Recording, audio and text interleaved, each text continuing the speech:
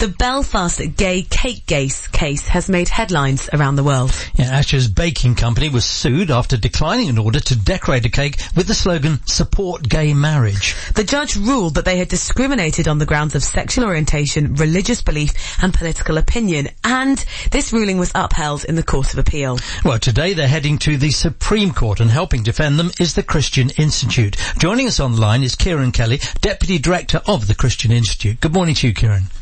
Morning, John. Just remind us of the ruling that's gone previous to the one we're just about to start today. Okay, so there's been two stages so far, Rosie.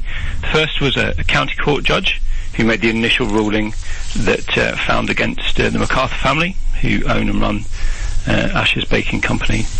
That ruling was appealed, went to the Court of Appeal in Belfast, and that court upheld that initial ruling, but agreed that the matter should properly be left to the Supreme Court, and that's why we are where we are today. This case has cost an enormous amount of money to fight, Ciarán. Is it worth it? It has cost a lot of money. It's cost over £200,000 so far. Is it worth it? Absolutely. Yes, of course it is, because the issues that are at stake are so fundamental. They're so foundational. What you have at stake here is, nothing more or less than compelled speech. That is what is at the heart of this. This has never been about a bakery saying, we don't want your sort in here. We don't want to serve you. I understand like they'd served. It's always been about. That's right. It's served him before. It's always been about the message. So this is the idea of, should somebody, whether in business or not, and we're not talking about a multinational company here. We're talking about a small family-run bakery. Should they be compelled to support a campaign, support an idea with which they so fundamentally disagree? And we say no, and we say that there are big implications, if the court rules against Asher's. What are the knock-on effects if the court does rule against them? Well, so there's three grounds, as you mentioned. One is about sexual orientation, one is about religious discrimination, and the other one is about political opinion. So taking those in order, what was interesting about this ruling, and to make the point again, is I think everybody is clear that the gay activist who came in and asked for this cake wasn't refused the order because of who he was. It was because of this message. But the court ruled that because of the wording on the cake, specifically because of the word gay that appeared on the request to be put there on the top of the cake, that has associative discrimination for everybody and anybody who is gay. So it's very, very broad, and we think that's gone too far.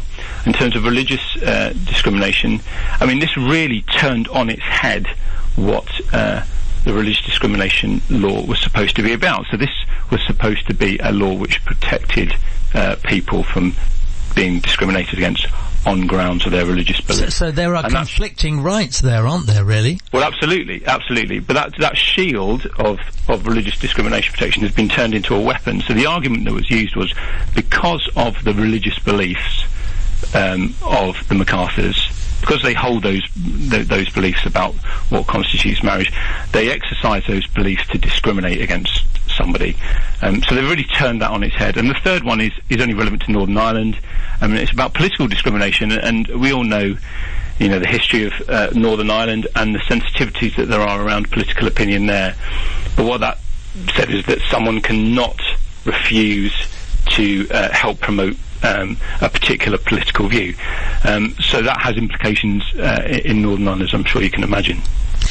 What's the relationship like between the Ashers and Mr. Lee? Well, they had served him previously. Daniel MacArthur, who's the general manager, he has said that they would serve him again. There's absolutely, I can't stress this enough, there's absolutely no issue with Gareth Lee. It was always about the message. So I don't believe that they've had particular contact. But they don't have an issue with Gareth Lee himself. They just want to be able to say, you asked us to promote a particular campaign.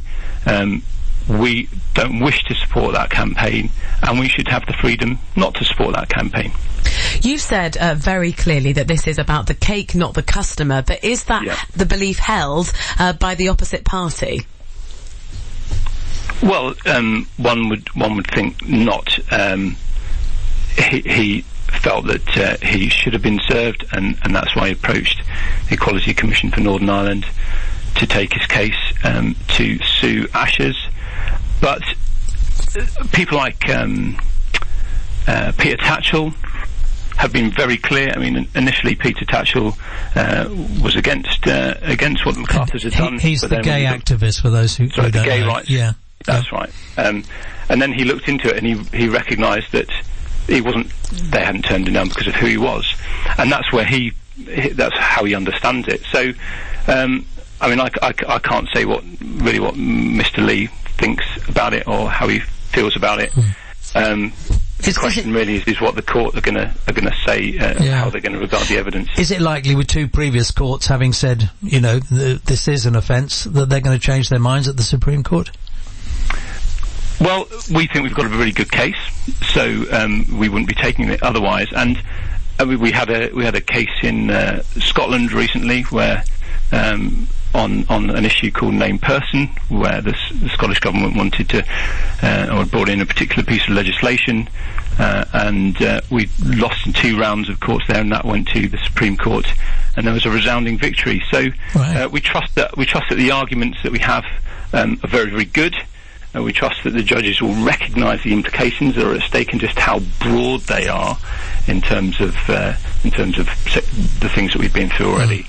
So, I mean, it's in their hands, but we think we've got an excellent case. Just finally, if the Ashes do lose, what implications might that have for me as, let's say, a business owner? Well, on the face of it, we'd have to look at the judgment. I think that would be the first thing to say. And we wouldn't expect to see that for a number of months, certainly not till the back end of this year, perhaps even into 2019. So we'd have to look at the judgment. But on the face of it, I mean, I think we've been very clear about this, that the implications are that someone running a business, not necessarily a Christian, but someone with, let's say, a Muslim printer, someone comes and asks him to produce something with a cartoon of Muhammad on, we will see that there wouldn't be grounds for him to turn that order down. So we think it's very significant.